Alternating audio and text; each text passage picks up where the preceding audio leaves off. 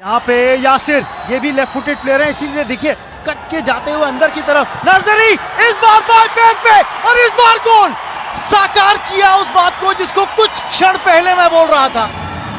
इन्हें बॉल दीजिए इनके बाएं पांव पे, फिर देखिए कमाल। बिल्कुल एक क्वालिटी गोल। हलीचरण नाजरी दागते हुए पास आता हुआ यासिर का उस राइट फ्लैंक से। Ali, tell me more about the second celebration of yours. Basically ये सेलिब्रेशन मेरा वाइफ के लिए है, क्योंकि मेरा वाइफ अभी प्रेग्नेंट है 7 मंथ के लिए, तो उसके लिए स्पेशली मैंने ये सेलिब्रेशन किया। प्लान था ये? हाँ, मैंने प्लान बना के आया था, क्योंकि जब भी गोल मारूंगा तो मैं वाइफ के लिए सरप्राइज दे दूंगा ये, क्योंकि सबके सामने, तो मैंने दे दिया। Thank you. Thank you.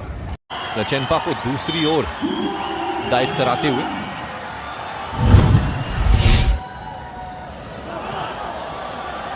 यहाँ पे यासिर, ये भी लेफ्ट फुटेड प्लेयर है, इसीलिए देखिए कट के जाते हुए अंदर की तरफ नर्सरी, इस बार बाय पैर पे और इस बार गोल साकार किया उस बात को जिसको कुछ क्षण पहले मैं बोल रहा था।